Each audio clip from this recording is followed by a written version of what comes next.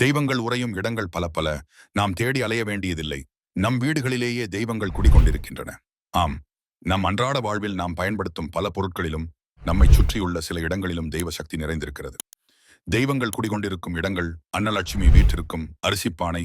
நம் பசியை போக்கும் அமுதம் நிறைந்திருக்கும் அரிசிப்பானையில் அன்னலட்சுமி வாசம் செய்கிறாள். அரிசிக்கு குறைவு இல்லாமல் பார்த்து கொண்டால் செல்வ செழிப்பு பெருகும். குபேரன் உறையும் உப்பு ஜாடி, ஊறுகாய் பாட்டில், சுவைக்கு அத்தியாவசியமான உப்பிலும் உணவுக்கு மேலும் சுவையூட்டும் ஊறுகாயிலும் குபேரன் அருள் புரிகிறான்.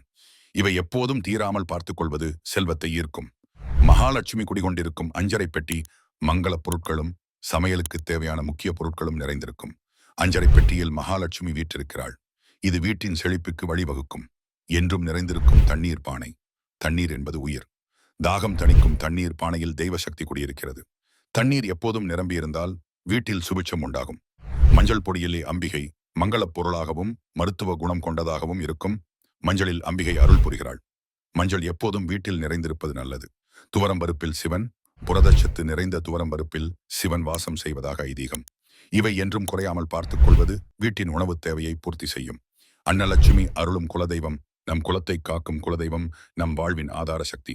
குலதெய்வத்தை மனம் உருகி வழிபடுவது அனைத்து செல்வங்களையும் பெற்றுத்தரும்.